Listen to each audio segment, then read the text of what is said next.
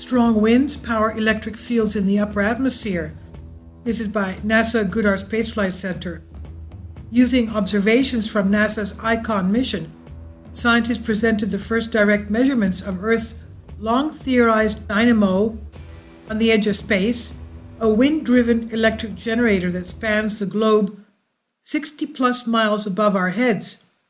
The dynamo churns in the ionosphere, the electrically charged boundary between Earth and space.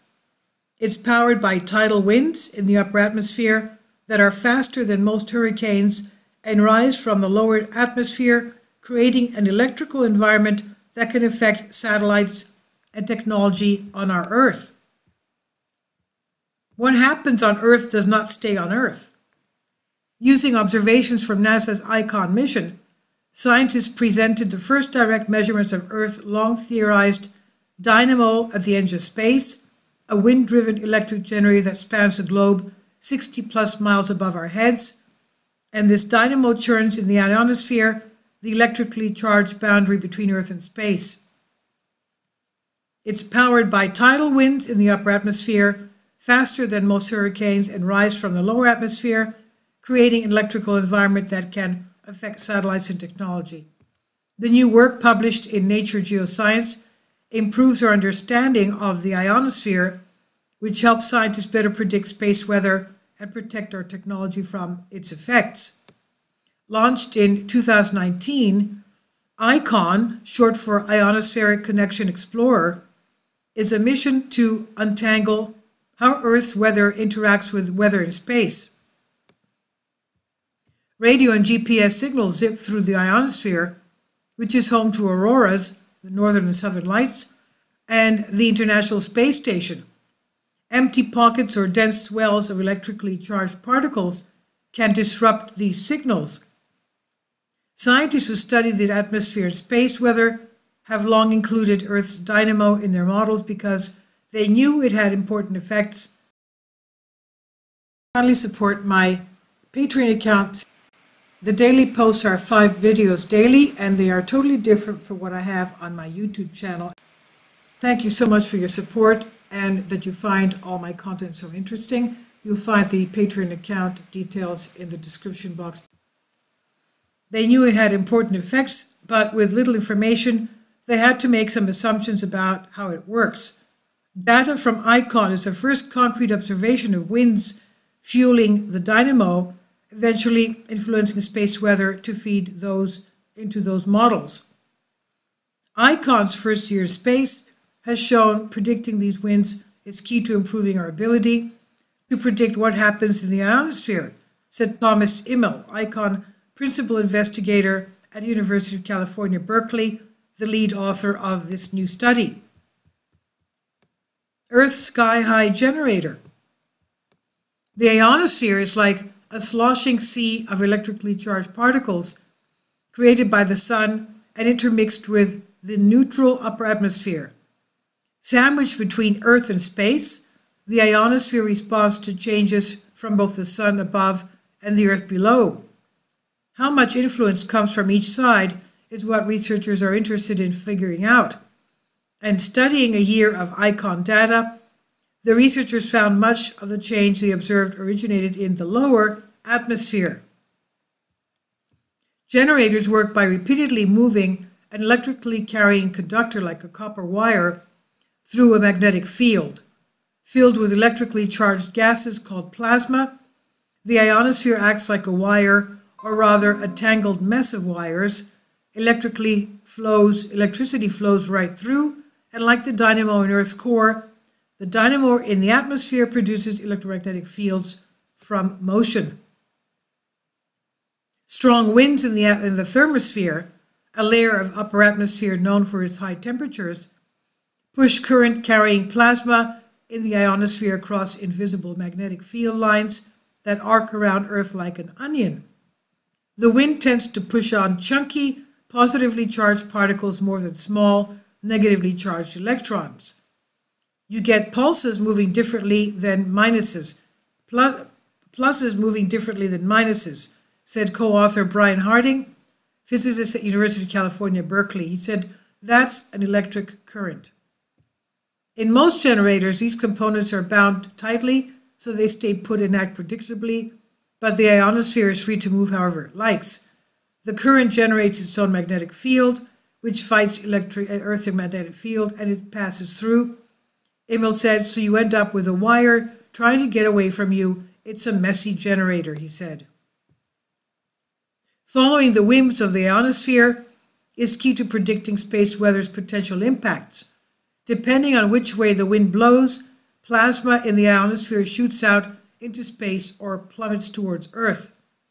This behavior results in the tug-of-war between the ionosphere and Earth's electromagnetic fields. The dynamo, which lies in the lower end of the ionosphere, has remained a mystery for so long because it's difficult to observe, of course.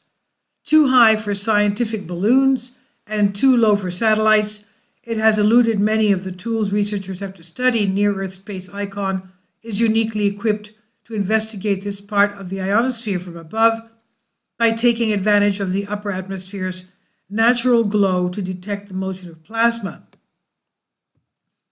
Icon simulation simultaneously observes powerful winds and migrating plasma.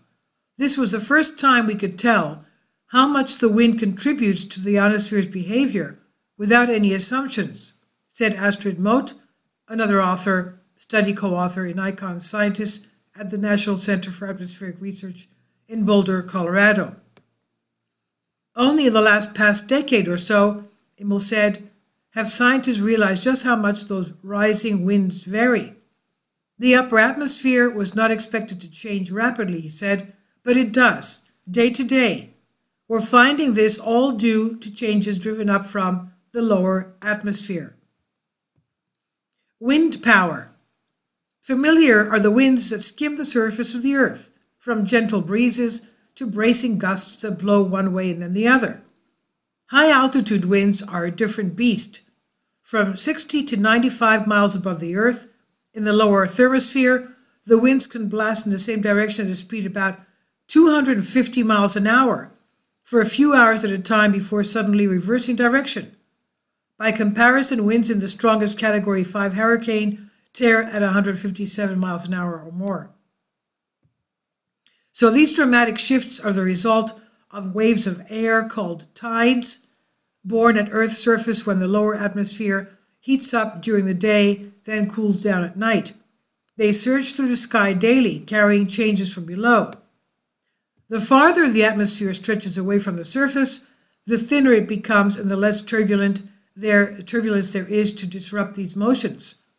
That means small tides generated near the surface can grow much larger when they reach the upper atmosphere. Harding said changes in the winds up there are mostly controlled by what happens below. ICON's new wind measurements help scientists understand these tidal patterns that span the globe and their effects.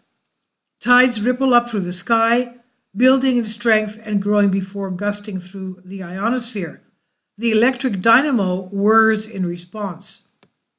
The scientists analyzed the first year of ICON data and found high-altitude winds strongly influence the ionosphere. Harding said, we traced the pattern of how the ionosphere moves and there was a clear wave-like structure. Changes in the wind, he explained, directly correspond to the dance of plasma 370 miles above Earth's surface. Emil said, half of the motion of the plasma can be attributed to the winds that we observe right there on that same magnetic field line. That tells you it's an important observation to make if you want to predict what plasma is doing. ICON's first year of observations coincided with solar minimum, the quiet phase of the sun's 11-year activity cycle, and during this time the sun's behavior was low, a low constant hum. We know the sun's not doing much, but we saw a lot of variability from below and then remarkable changes in the ionosphere, Emil said. That told the researchers they could rule out the sun as the main influence. As the sun ramps up to its active phase, scientists will be able to study more complex changes and interactions between space and the Earth's atmosphere.